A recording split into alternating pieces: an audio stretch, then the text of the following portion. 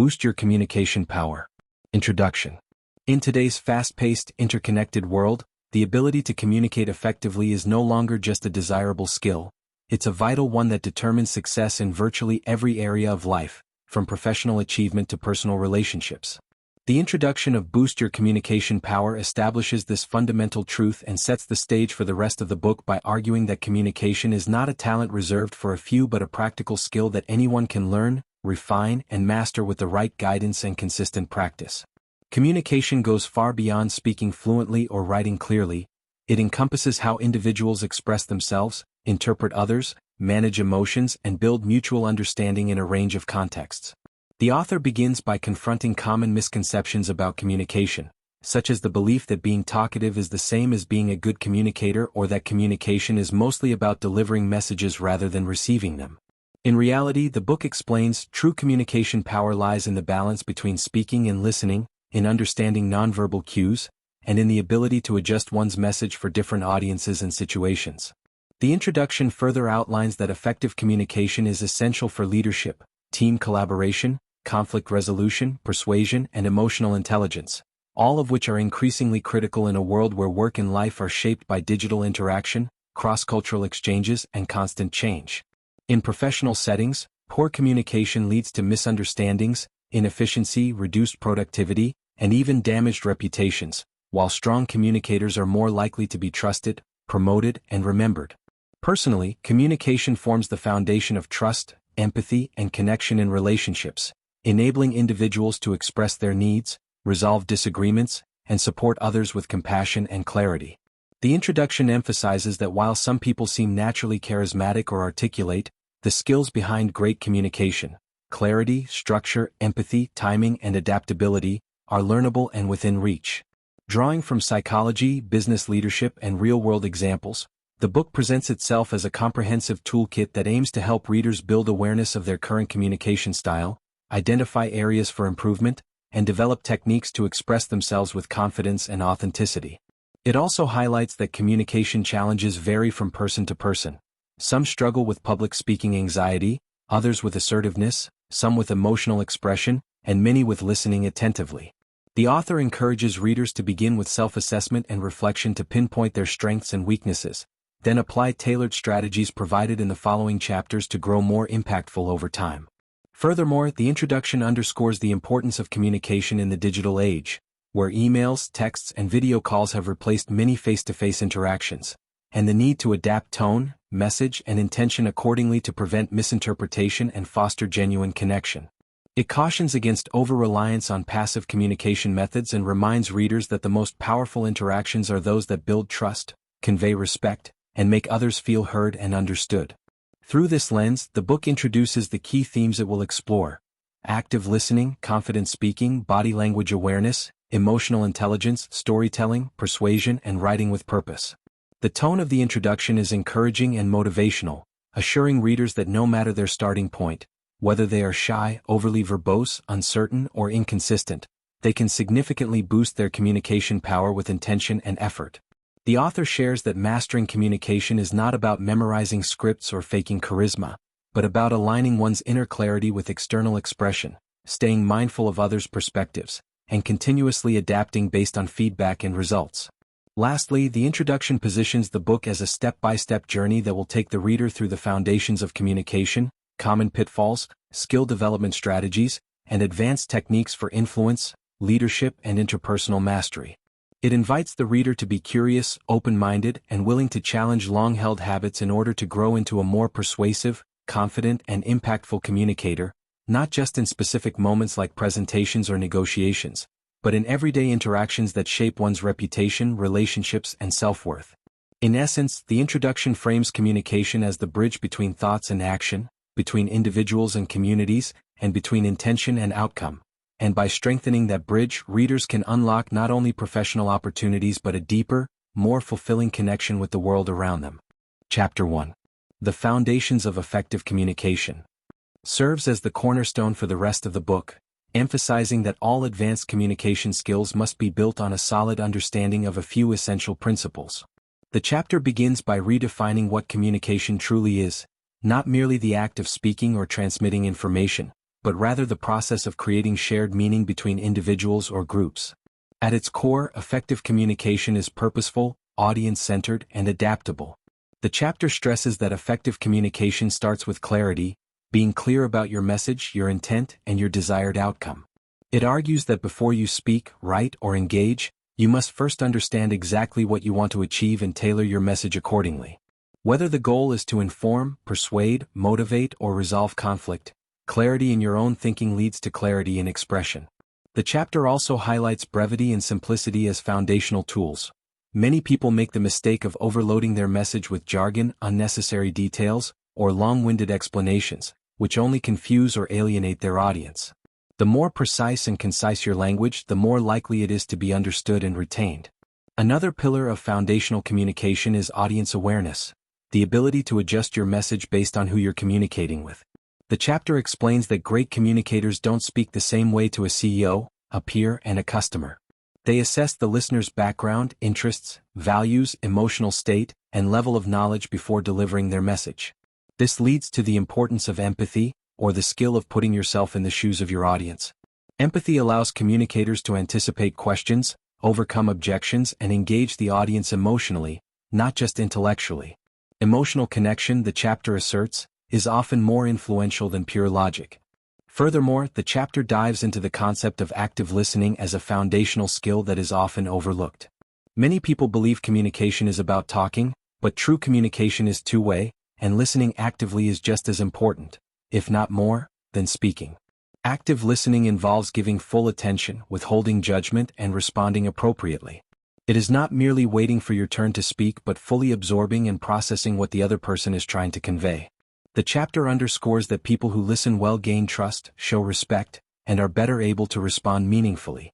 Additionally, the chapter introduces nonverbal communication, body language, facial expressions, tone of voice, eye contact, and gestures, as a critical but often ignored element of foundational communication. Research cited in the book shows that much of the message people receive comes from nonverbal cues rather than spoken words. For example, crossed arms, lack of eye contact, or a dismissive tone can contradict your verbal message and weaken trust. Therefore, alignment between what you say and how you say it, also called congruence, is essential for building credibility. The chapter continues by exploring credibility and trust as underlying forces that support effective communication. People are more receptive to those they trust and respect. Credibility is built over time through consistency, honesty, competence, and the ability to admit mistakes. Without it, even the most polished messages fall flat.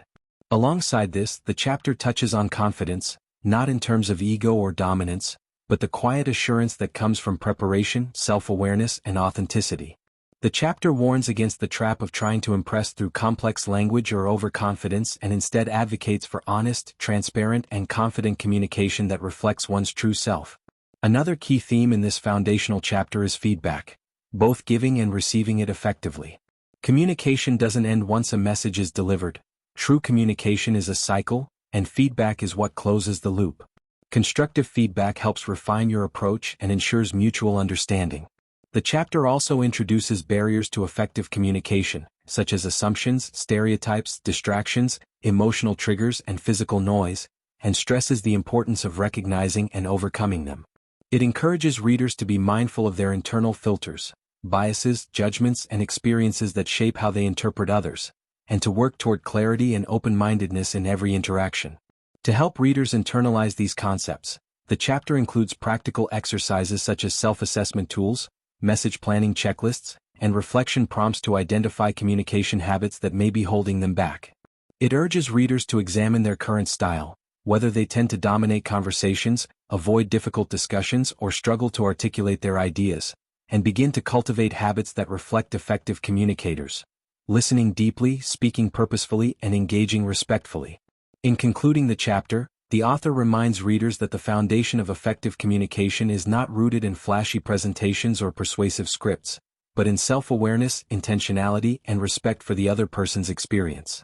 Building this foundation takes time, attention, and humility. It is not about becoming a perfect communicator, but about becoming a more conscious, adaptable, and thoughtful one. By strengthening this foundation, the reader prepares themselves to successfully apply the more advanced communication strategies presented in later chapters, such as persuasive techniques, conflict management, storytelling, and digital messaging. Just like a house needs a strong base to stand the test of time, effective communication requires these core principles to ensure that any interaction, whether personal, professional, spoken, or written, can be built on trust, clarity, empathy, and mutual understanding. Chapter 2, Overcoming Communication Barriers, delves into the hidden and overt obstacles that hinder effective communication and offers practical strategies for identifying, understanding, and eliminating these barriers to create more meaningful and successful interactions. The chapter begins by emphasizing that even the most carefully crafted message can fail if communication barriers are present, whether those barriers are internal, external, emotional, or cultural. It explains that these obstacles are not just technical glitches or misunderstandings, but often deeply rooted in human psychology, perception, and behavior. The chapter categorizes communication barriers into several key types, starting with physical and environmental barriers, such as background noise, poor lighting, distance, or technological failures, which disrupt the basic transmission of a message. These are often the easiest to recognize and resolve but can be underestimated in their impact, especially in virtual settings where poor internet connections, multitasking, or screen fatigue can severely impair comprehension and engagement. The next major category explored is psychological and emotional barriers, which are more subtle but significantly more damaging. These include fear, anxiety, stress, low self-esteem, and defensiveness, all of which distort how messages are delivered and received. For example, someone who fears judgment may withhold opinions or speak unclearly, while someone who is emotionally overwhelmed may misinterpret neutral comments as hostile. The chapter emphasizes the need for emotional intelligence, the ability to recognize, understand, and manage one's emotions and those of others, to effectively navigate these barriers. The authors explain that becoming more emotionally self-aware can prevent reactions that escalate tension, shut down dialogue, or create confusion. Alongside emotional obstacles, the chapter examines perceptual barriers, which arise from how people interpret and frame the world based on their experiences, biases, and assumptions. When individuals carry preconceived notions or cultural stereotypes into a conversation, they are more likely to misjudge intent or overlook valuable insights. The book encourages readers to suspend assumptions and approach interactions with curiosity rather than conclusions, making space for diverse perspectives to be shared and understood. It also highlights language and semantic barriers, especially in multicultural or technical environments, where words can carry different meanings depending on context, background, or education. Jargon, slang, idioms, or overly complex vocabulary can alienate or confuse listeners, so the chapter urges readers to prioritize clarity, define key terms, and check for understanding rather than assuming comprehension. One of the most pervasive barriers discussed is listening filters, which refer to the unconscious ways in which people selectively hear or interpret information based on personal beliefs, expectations, or mood. These filters can block the true meaning of a message, leading to missed opportunities, conflict, or frustration. To combat this, the chapter advocates for active listening techniques, like paraphrasing, asking clarifying questions, and reflecting feelings, to ensure messages are accurately received and interpreted. Cultural barriers also receive significant attention in this chapter, as globalization and workplace diversity demand a deeper awareness of how values, traditions, and communication styles vary across cultures. What is considered respectful, assertive, or appropriate in one culture may be viewed as rude or passive in another. The authors stress the importance of cultural sensitivity, open-mindedness, and humility when engaging with people from different backgrounds. This includes avoiding ethnocentrism, the belief that one's own culture is superior, being open to feedback, and asking questions to understand rather than judge. Another overlooked yet common barrier is technological over-reliance, particularly in today's digital communication landscape. The book warns that while tools like email, text messaging, and video conferencing have improved efficiency, they often strip away nonverbal cues, increase the risk of misinterpretation, and make it easier to avoid difficult conversations altogether. As such, the chapter encourages choosing the right communication medium for the message, opting for face-to-face or voice calls when nuance or emotional sensitivity is required. Furthermore, organizational and structural barriers are examined, especially within workplaces where hierarchy, unclear roles, and siloed departments prevent open dialogue. In such settings, employees may feel intimidated, unheard, or hesitant to speak candidly. The authors suggest creating an open communication culture that encourages feedback, questions, and transparency from all levels of the organization. This includes leaders modeling inclusive behavior, ensuring access to information, and providing training in both upward and downward communication. Throughout the chapter, the authors provide case studies, role-playing scenarios, and practical frameworks such as the barrier breakdown model, which guides readers through a step-by-step process of identifying, analyzing, and addressing the specific communication barriers in any given situation. The model begins with self-awareness, prompting individuals to reflect on how their own thoughts, emotions, and habits might be contributing to breakdowns. It then progresses to contextual awareness, urging communicators to assess environmental, relational, and cultural dynamics that might be affecting the interaction. From there, readers are encouraged to engage in open dialogue, using techniques such as transparency, empathy, and asking for feedback to clear misunderstandings and rebuild trust. The chapter also shares tools such as the 3-second pause, which helps people slow down reactive communication and respond more thoughtfully, and mirror and label techniques, which are especially useful in diffusing tension during emotionally charged conversations. A major takeaway from this chapter is that most communication barriers are not insurmountable. They are manageable with increased awareness, patience, and skill. Instead of viewing barriers as fixed or inevitable, the authors propose seeing them as growth opportunities. Every misunderstanding or failed interaction offers insight into how one can improve, adjust, and connect more effectively in the future. Ultimately, Chapter 2 reinforces that overcoming communication barriers requires a proactive mindset, a willingness to take responsibility not only for how we speak but for how we listen, interpret, and respond. It is not enough to blame others for not understanding us. Effective communicators seek to bridge gaps, clarify confusion, and co-create meaning, especially when the stakes are high or the differences are vast. By identifying and removing these obstacles, readers can unlock clearer, more confident, and more collaborative communication in every area of their life, laying the foundation for deeper trust, stronger relationships, and greater influence in both their personal and professional environments.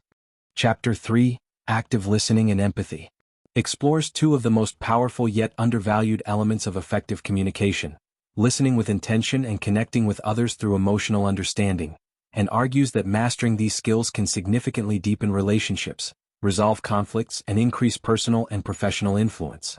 The chapter begins by confronting a common myth, that communication is primarily about speaking well or crafting the perfect message. In reality, as the authors point out, communication is a two-way process, and listening, not just hearing, is the critical skill that determines whether real understanding is achieved. Active listening is defined as the practice of giving someone your full, undivided attention with the goal of understanding their message not only at the surface level but also the feelings, concerns, and intentions behind it. Unlike passive hearing, which is simply receiving sound, active listening involves a deliberate focus on the speaker, using verbal and nonverbal cues to show engagement, such as eye contact, nodding, open body posture, and encouraging responses like, "I see," "Go on," or "Tell me more." The chapter explains that most people mistakenly listen with the intent to reply, not to understand. They are mentally preparing their next point, judgment, or defense while the other person is still talking. This reactive mindset leads to misunderstandings, missed cues, and ultimately broken trust.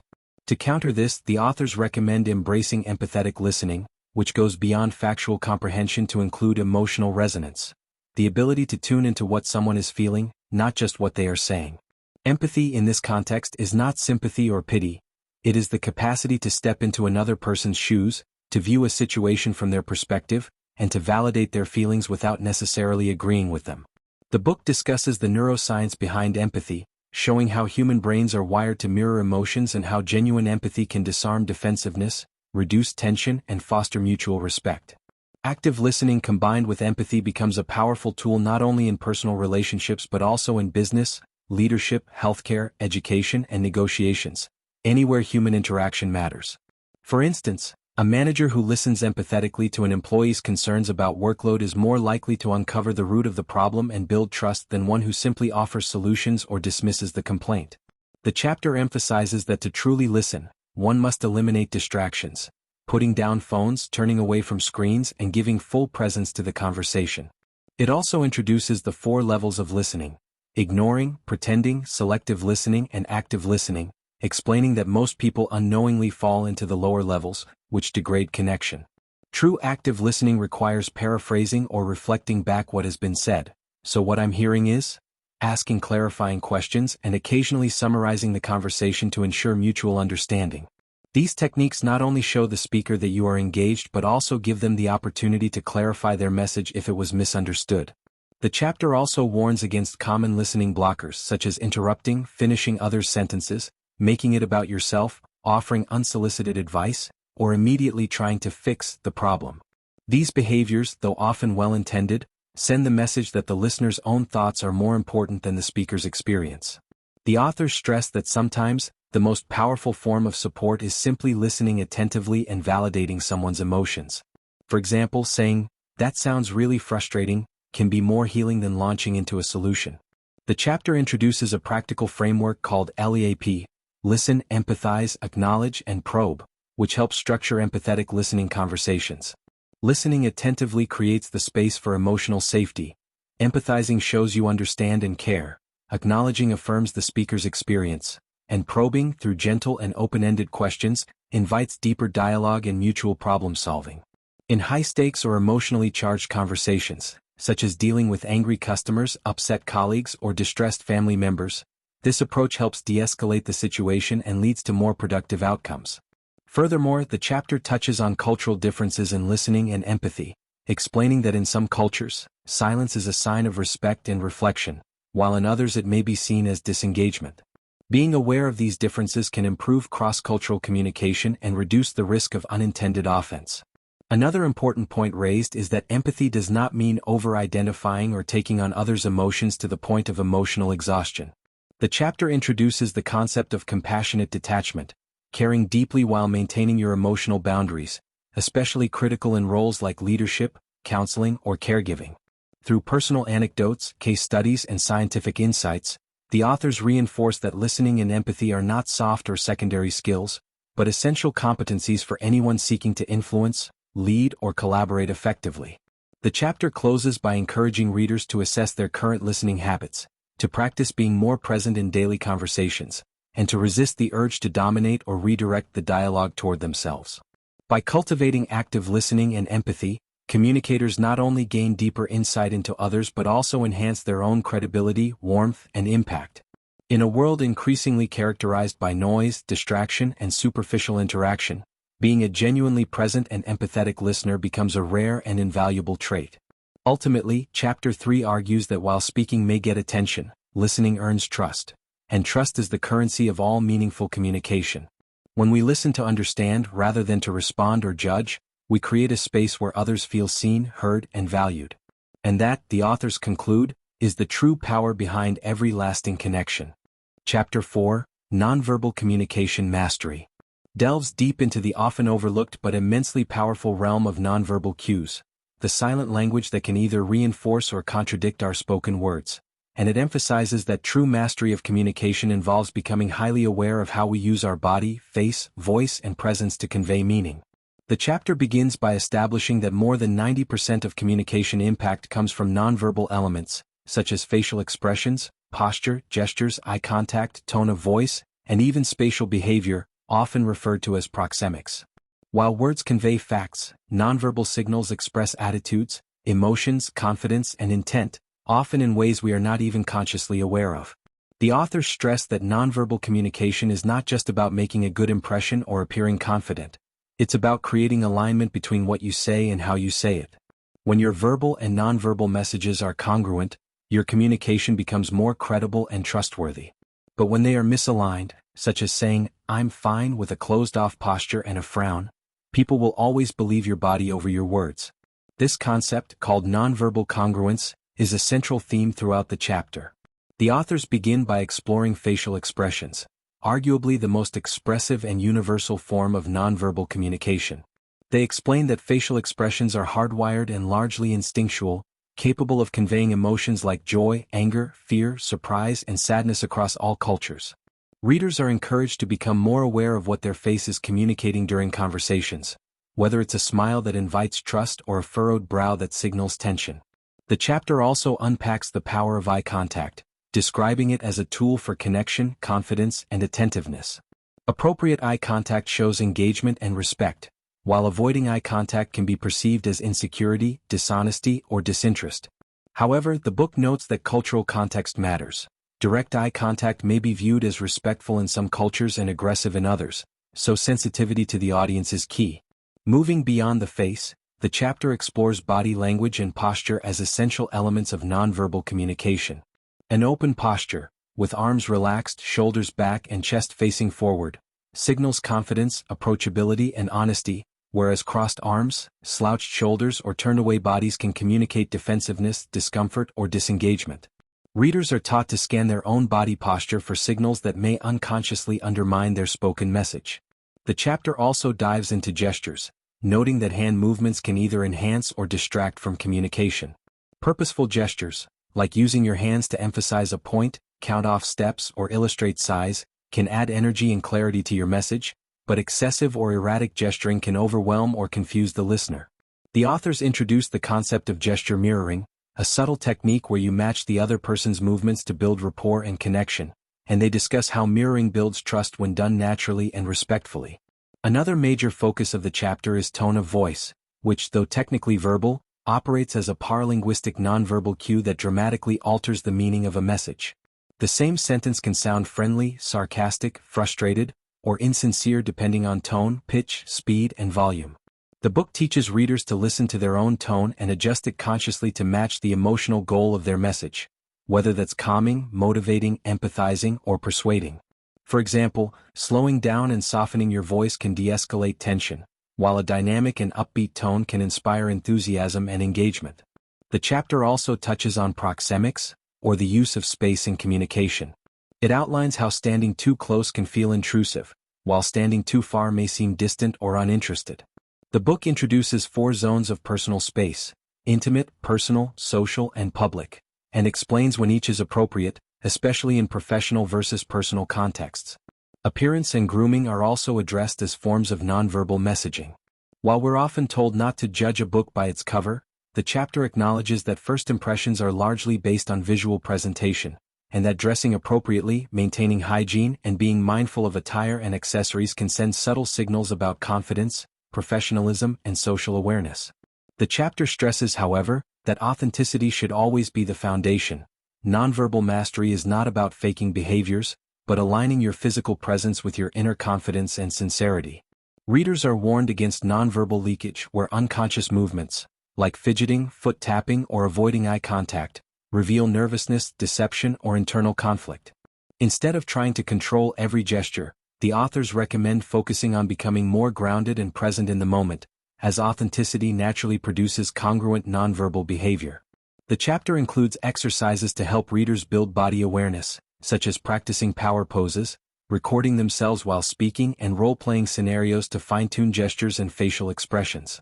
Special sections address the nonverbal cues in virtual communication, emphasizing that even in video calls or voice messages, tone of voice, facial cues, posture, and eye contact, looking into the camera, remain powerful tools.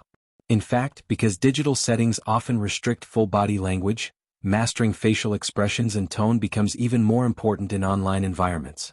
The chapter concludes by tying nonverbal mastery back to trust, influence, and relationship building. The authors argue that people often don't remember every word you say, but they always remember how you made them feel, and that emotional impression is largely formed through your nonverbal signals. Mastering nonverbal communication, therefore, is not about manipulation or performance, but about becoming more self-aware, emotionally intelligent, and aligned in your interactions. By intentionally using eye contact, posture, gestures, facial expressions, tone, and space, communicators send a silent but powerful message: I'm here, I'm listening, I'm confident, and I care.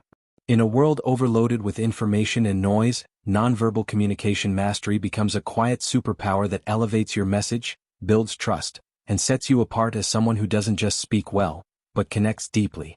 This mastery, when combined with active listening and empathy, completes the triad of communication excellence that the rest of the book continues to build upon. Chapter 5, Communicating with Confidence, serves as a pivotal turning point in the book. Boost your communication power, focusing on how developing and projecting genuine self-assurance transforms the way one's message is received and perceived, ultimately shaping outcomes in personal and professional interactions. This chapter asserts that confidence in communication is not about arrogance, domination, or being the loudest in the room, but about believing in the value of your message, trusting in your ability to express it clearly, and being grounded in your authenticity, even under pressure. The authors begin by deconstructing the myth that confidence is an innate trait, revealing instead that it is a learned and practiced skill that can be strengthened through mindset, behavior, and preparation. They explore the psychological roots of confidence, tying it to self-image, past experiences, and internal dialogue. Insecure communicators often wrestle with fear of judgment, imposter syndrome, or perfectionism, which leads to hesitancy, over-explaining, filler words, or apologizing unnecessarily, habits that dilute credibility. To reverse this, the chapter introduces the concept of internal alignment, where one's thoughts, feelings, and actions are in sync. When you truly believe in your worth and message, your voice, body, and words naturally convey confidence without force. A major focus of the chapter is preparation as a confidence multiplier, the idea that well-prepared communicators appear more confident because they know their material, anticipate questions, and have mentally rehearsed key points. Whether it's a presentation, negotiation, or difficult conversation, the authors emphasize that confidence begins long before the moment of speaking. This includes organizing ideas clearly, understanding the audience, and even visualizing a successful outcome. The chapter also explores the role of body language and vocal delivery in communicating confidence, reinforcing earlier lessons from the nonverbal communication chapter. Posture, eye contact, and purposeful gestures are critical. Standing or sitting upright with relaxed shoulders, holding eye contact without staring, and using open hand movements convey certainty and credibility. Similarly, a confident voice, steady, moderately paced, well-articulated, and with intentional pauses, signals calm authority. Readers are taught to eliminate filler words like, like, and you know, which erode perceived confidence and make speakers sound unsure or hesitant. Through vocal training exercises and breathing techniques, the book helps readers gain control over their tone and pace to deliver messages with clarity and impact. A key section addresses managing fear and nervousness, common barriers to confident communication.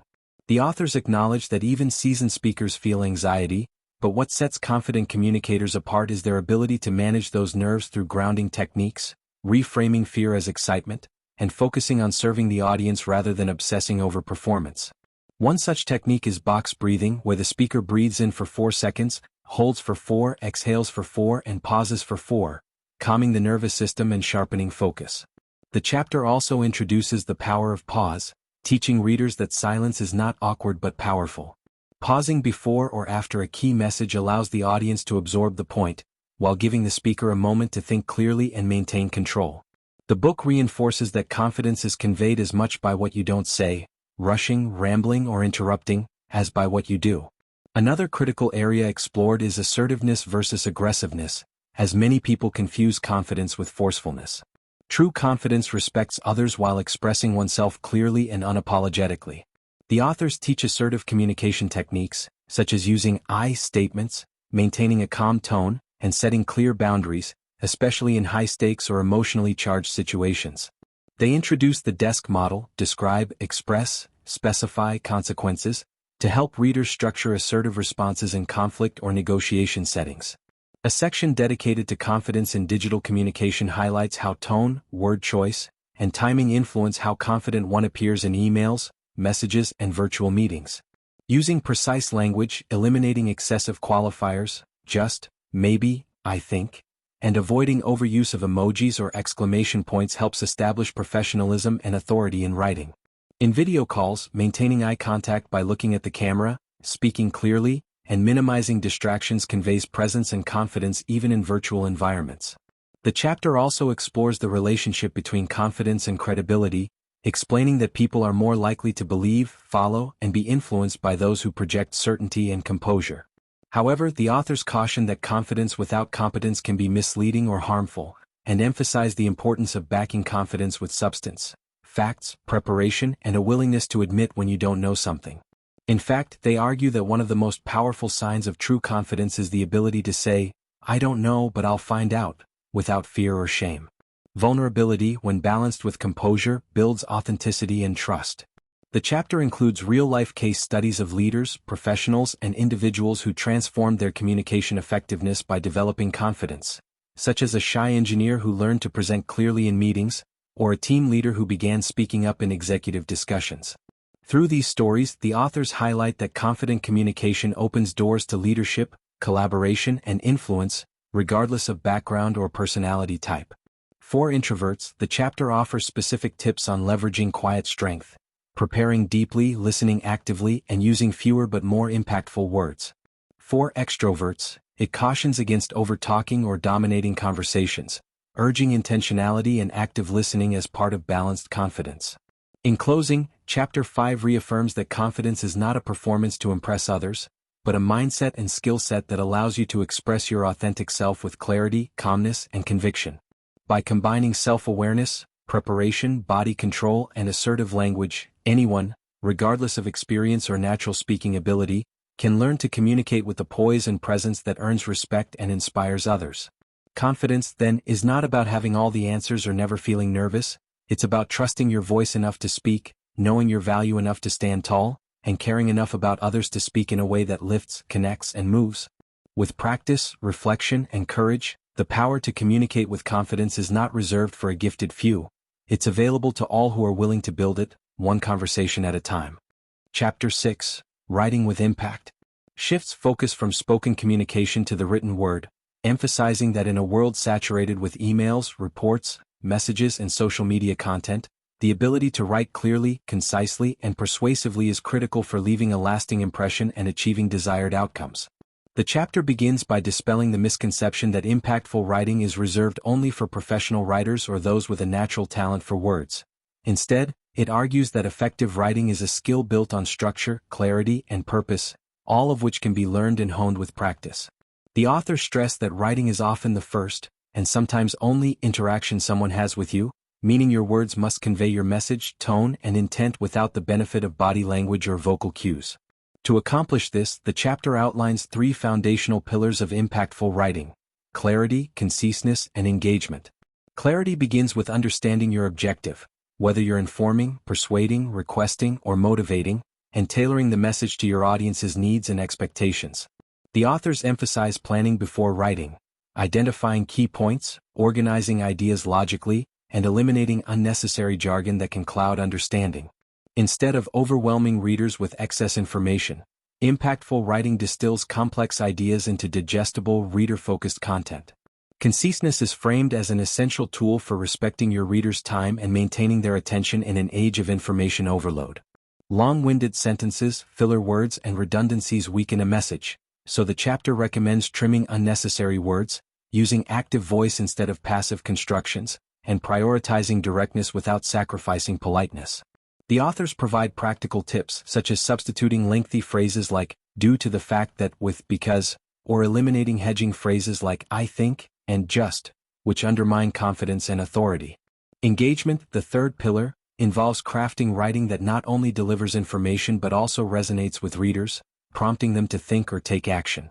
The authors highlight the importance of strong openings that grab attention, whether through a compelling question, interesting fact, or clear statement of purpose, followed by logical progression and a definitive conclusion or call to action. The chapter dives into specific writing formats where these principles can be applied, including emails, reports, presentations, and social media posts, providing tailored strategies for each. For emails, brevity and structure are key. The subject line should communicate purpose, while the body should deliver essential points up front, using bullet points or short paragraphs to enhance readability. The authors warn against common email pitfalls, such as burying requests in dense paragraphs or using overly casual language in professional contexts.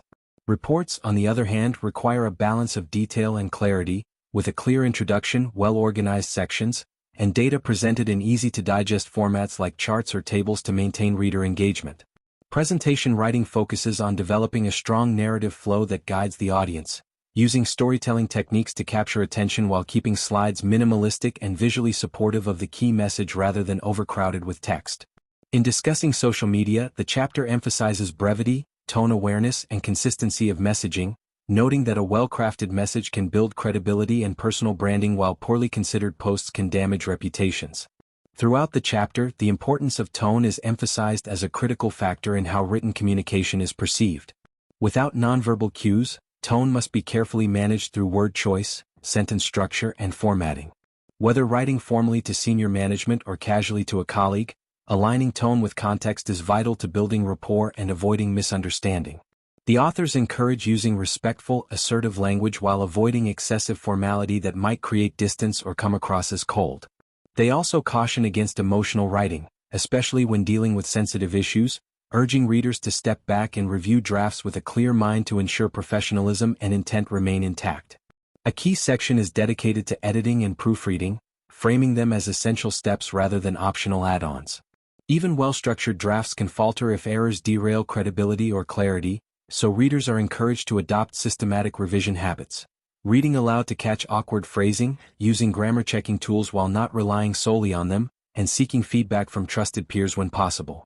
The chapter also addresses common grammar and stylistic errors that weaken impact, such as improper tense shifts, unclear pronoun references, or overuse of complex sentences. Additionally, the authors discuss the importance of visual presentation, including formatting, white space, and headings, as readers are more likely to engage with content that is visually inviting and easy to navigate.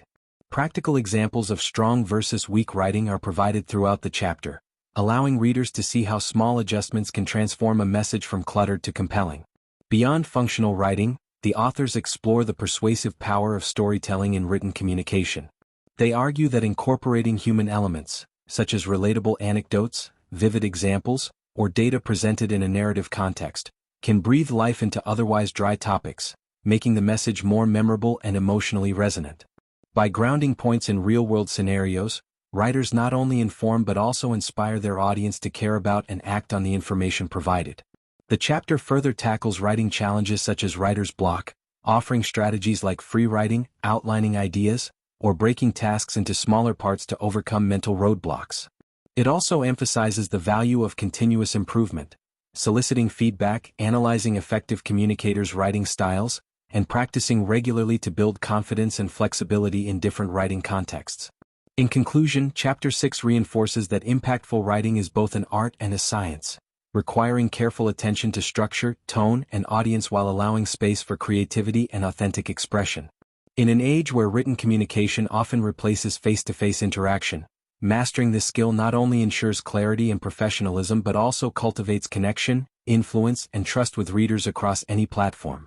By applying the principles of clarity, conciseness, and engagement, while refining tone, organization, and style, readers can elevate their writing from simply delivering information to leaving a lasting impression that drives results and strengthens their communication power.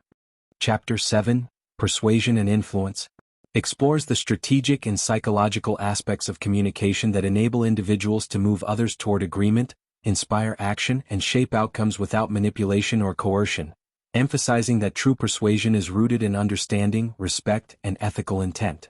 The chapter opens by clarifying the difference between manipulation and persuasion. Where manipulation deceives or pressures for selfish gain, persuasion is about guiding others by presenting value, logic, and emotional resonance in a way that aligns with their interests and needs. The authors frame influence as a core life skill, applicable not just in sales or leadership but in everyday scenarios like motivating a team, negotiating agreements, pitching ideas, or even resolving family conflicts. They outline a foundational model of persuasive communication that involves 5 key elements: credibility, connection, clarity, evidence, and emotional appeal. Credibility, or ethos, is described as the cornerstone of influence, and it encompasses both perceived expertise and trustworthiness. People are more likely to be persuaded by those they view as competent and ethical, so the chapter emphasizes the importance of building trust through consistency, honesty, and preparedness. Connection, or rapport, is the bridge between speaker and listener. Without it, even the most logical argument falls flat. The authors stress the need to establish common ground, show empathy, and genuinely listen before attempting to change someone's mind. By understanding others' perspectives, fears, and motivations, you can tailor your message in a way that resonates. Clarity is about eliminating ambiguity. Persuasive communicators articulate their points simply, avoiding jargon, contradictions, or vague claims. A clear message gives the audience a mental structure they can follow, increasing the likelihood of agreement. Evidence, or logos, involves the use of facts, data, examples, analogies, and reasoning to support a claim. The book advises selecting only the most relevant and impactful data, framed in a way that supports the audience's goals. But persuasion isn't only logical, it's emotional. Emotional appeal, or pathos, connects to the audience's values, fears, desires, and sense of identity. The authors explain how emotion drives action far more than data alone, and that tapping into the right emotion, whether hope, urgency, pride, or even healthy concern, can energize listeners and move them from passive awareness to active engagement.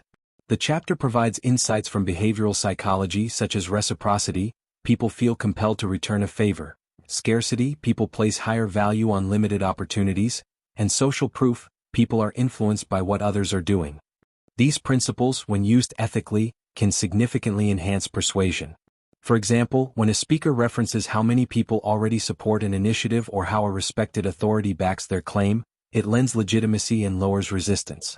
The book introduces the 3 P's of influence: presence, positioning, and persuasive framing. Presence is about showing up with confidence and authenticity, which projects authority and engages attention. Positioning involves presenting yourself or your idea as aligned with the audience's existing values or priorities.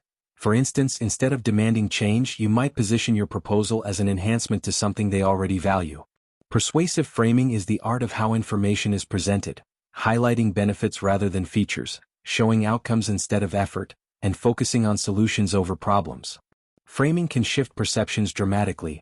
A message framed as "you'll gain more free time" will generally land better than "you'll work fewer hours," even if both imply the same outcome. The chapter also provides detailed guidance on structuring persuasive messages, using formats like Monroe's motivated sequence: attention, need, satisfaction, visualization, action, which walks an audience from awareness to commitment. Real-world examples are used to illustrate how leaders, marketers, and everyday professionals use this structure to inspire teams, win proposals, or advocate for change. Readers are taught to anticipate objections and address them respectfully within their messaging, acknowledging concerns while offering evidence or reassurance to overcome hesitation. A section on storytelling for persuasion highlights the power of narrative to humanize data, build emotional connection, and help people visualize outcomes. A well-told story can make abstract benefits tangible and help the audience see themselves as part of the solution or success. The authors also stress the importance of listening in the persuasion process. Many communicators fail to influence because they focus solely on speaking. By asking open-ended questions, actively listening to responses, and responding thoughtfully, persuaders demonstrate respect and adjust their approach to better suit the listener's mindset. Influence, then, becomes a two-way process, not about overpowering but about co-creating a solution. The chapter explores influence in various contexts: one-on-one conversations, group dynamics, public speaking, negotiation, and digital communication. In group settings, the authors recommend identifying key influencers or decision-makers, building coalitions of support, and creating momentum through early wins or consensus.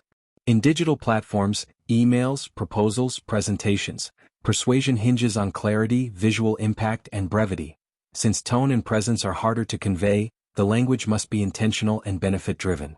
A recurring theme throughout the chapter is authenticity.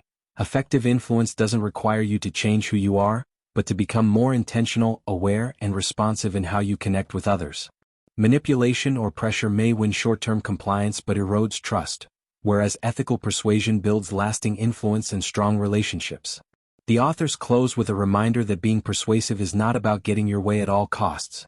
It's about creating shared value, aligning interests, and helping others see why a particular idea, change, or action benefits them too. When practiced with integrity, persuasion becomes a force for leadership, collaboration, and positive change. Whether you're trying to lead a team, make a sale, advocate for a cause, or simply resolve a disagreement, the ability to communicate persuasively, grounded in empathy, evidence, and emotional intelligence, is one of the most powerful tools you can possess. The chapter concludes with actionable exercises to help readers practice persuasive techniques in real-life situations, refine their persuasive writing, rehearse responses to common objections, and develop their unique voice of influence. Ultimately, mastering the art of persuasion is not about speaking louder, but about connecting deeper, framing smarter, and inspiring action with purpose and integrity. Chapter 8: Communication in Teams and Leadership delves into the critical role that communication plays in building, maintaining, and leading high-performing teams. It highlights how leaders must not only convey their own ideas clearly but also listen actively, foster collaboration, and cultivate an environment where team members feel heard, respected, and motivated. The chapter begins by emphasizing that effective communication is the foundation of strong teamwork and leadership, as it helps establish trust, alignment, and a shared sense of purpose. The authors explain that in team settings, communication is not just about transmitting information. It's about fostering relationships and understanding the unique dynamics that each individual brings to the group. Leadership, in this context, is not just about giving orders or making decisions, it's about guiding the team through clear, consistent, and transparent communication. The chapter introduces the concept of adaptive communication, which emphasizes that leaders must adjust their communication styles to fit the needs of different team members, recognizing that people have diverse preferences and expectations for how they receive and process information. A key part of this is empathy. Leaders must be able to put themselves in the shoes of their team members, acknowledging their perspectives and challenges, which in turn fosters greater engagement and loyalty. The authors stress the importance of active listening in leadership, which goes beyond hearing words to understanding emotions, context, and underlying concerns. Leaders who actively listen create an atmosphere where team members feel safe to express themselves, share ideas, and even offer constructive feedback without fear of judgment. This type of environment encourages open dialogue, which helps the team address challenges, innovate, and adapt to changing circumstances. The chapter also addresses the balance that leaders must strike between being approachable and maintaining authority. Effective leaders communicate with clarity and confidence, ensuring their messages are both understood and respected while avoiding micromanagement or ambiguity that could cause confusion. The book discusses leadership communication styles, recognizing that different leadership approaches, whether democratic, autocratic, or transformational, require tailored communication techniques. For example, transformational leaders inspire and motivate their teams by communicating a compelling vision and creating emotional connections, while democratic leaders focus on creating a collaborative environment through open discussions and participatory decision-making. In contrast, autocratic leaders may use more directive communication, but even in this style, it is crucial to provide clear expectations and rationale behind decisions to avoid confusion and discontent. The authors emphasize that regardless of leadership style, the underlying goal should always be to empower and elevate team members through effective communication.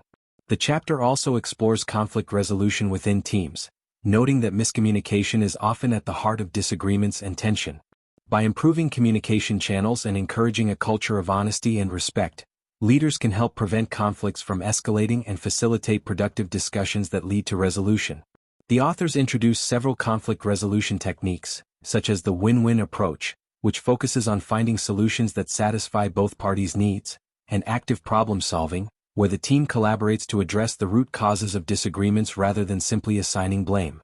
The chapter also dives into the importance of feedback, both giving and receiving it, as a powerful tool for improving team dynamics and performance. The authors explain that feedback should be timely, specific, and constructive, helping team members grow without demoralizing them. Leaders are encouraged to give feedback in a way that acknowledges strengths while addressing areas for improvement, maintaining a positive tone even when delivering criticism. This approach builds trust and encourages team members to be more receptive to feedback, leading to continuous improvement and stronger team cohesion. One of the most crucial aspects of leadership communication highlighted in the chapter is clarity of vision and goals. Leaders must communicate the team's purpose, objectives, and strategic direction in a way that is clear, compelling, and motivating. The chapter provides examples of leaders who succeeded in aligning their teams with a shared vision by consistently reinforcing the big picture and ensuring everyone understood how their individual contributions fit into the overall mission. Clear communication about goals also involves setting expectations and defining success metrics, so everyone knows what they are working toward and how progress will be measured. The authors also discuss the role of nonverbal communication in leadership, reminding readers that body language, tone of voice, and facial expressions often convey more than words alone. Leaders who are aware of their nonverbal cues can use them to strengthen their message, project confidence, and create a sense of trust and safety within their team. Additionally, the chapter explores how emotional intelligence, EQ, plays a pivotal role in leadership communication. Leaders with high EQ can manage their own emotions, read and respond to others' emotions, and navigate complex interpersonal dynamics with sensitivity and understanding. These leaders are able to stay calm under pressure, diffuse tense situations, and maintain positive relationships even in difficult circumstances. The authors also explore the importance of adaptability in communication, noting that leaders must be flexible enough to change their approach depending on the situation, the audience, and the context. Whether communicating with a highly analytical team member who values data or a creative team member who prefers big-picture thinking, effective leaders recognize that tailoring their message increases the likelihood of positive outcomes. Additionally, the chapter touches on team communication tools in the modern workplace, discussing how technology, whether through video conferencing, messaging platforms, or collaborative software, can either enhance or hinder communication depending on how it is used. The authors caution that while technology can make communication more efficient, it also has the potential to cause misinterpretation or feelings of disconnection. They recommend leaders use technology thoughtfully, ensuring it supplements, rather than replaces, face-to-face interactions and that it fosters meaningful collaboration. The chapter concludes by emphasizing that strong leadership communication is a journey, not a destination. It's something that requires continuous reflection, practice, and adaptation. Effective communication in leadership is not just about giving speeches or presenting ideas but about listening, connecting, and empowering others to contribute to a shared goal.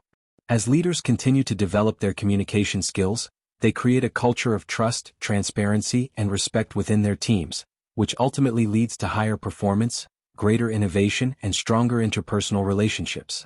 The authors remind readers that leadership is not defined by one's position but by the ability to influence and inspire others through meaningful, strategic, and empathetic communication. When leaders communicate effectively, they not only achieve their objectives but also foster a sense of purpose and cohesion that drives success for everyone involved. Conclusion. In the conclusion of Boost Your Communication Power, the authors bring together the key themes explored throughout the book, reinforcing the idea that communication is a multifaceted skill that impacts every aspect of life, from personal relationships to professional success and leadership effectiveness. They emphasize that communication is not just about exchanging information but about creating understanding, fostering connection, and influencing others positively.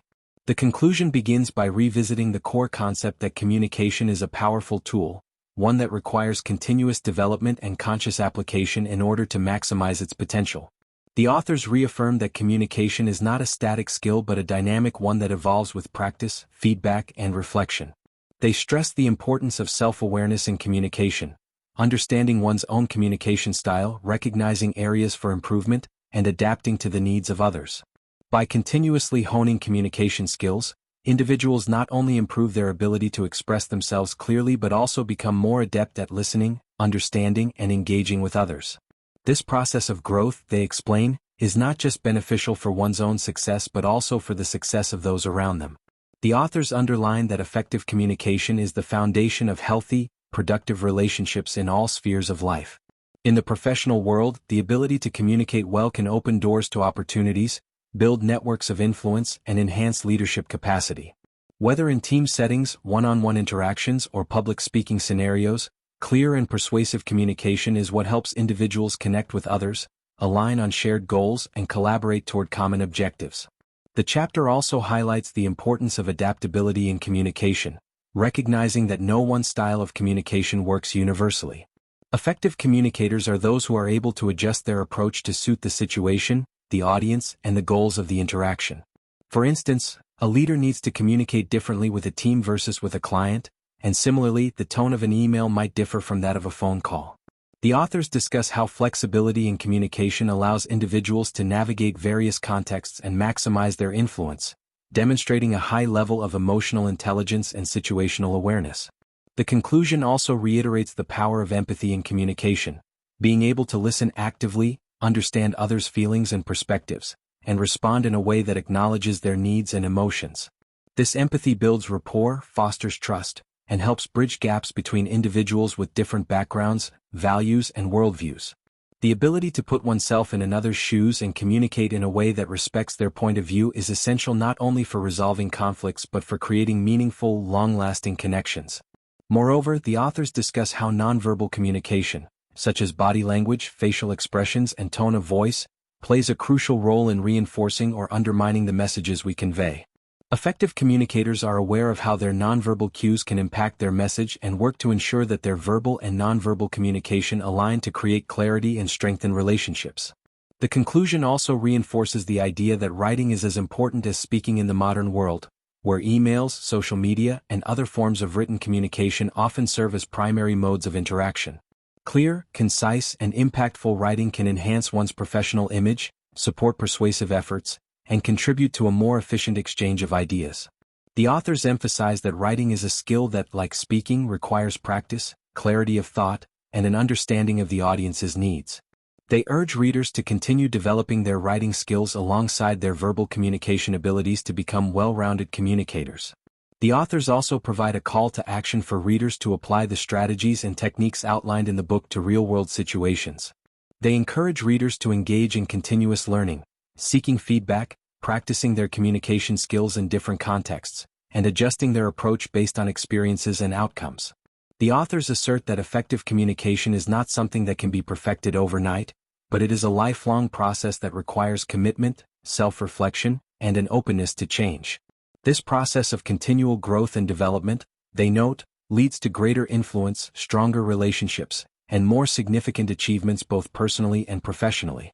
Ultimately, the conclusion emphasizes that the goal of communication is not just to be heard but to connect, understand, and inspire action. The authors remind readers that true communicators are those who use their skills to create value for others, whether by leading a team, persuading an audience, resolving conflicts, or simply building trust in everyday interactions. Communication, when done well, has the power to break down barriers, foster cooperation, and create opportunities for meaningful collaboration. The authors conclude by reiterating the key message of the book: communication is the key to unlocking your full potential, and by mastering it, you can enhance your personal effectiveness, influence others, and achieve your goals with greater ease and success. The chapter ends with an empowering statement: communication is not a passive skill. It is an active, transformative tool that each individual has the power to refine, adapt, and utilize to make a difference in their own life and in the lives of others.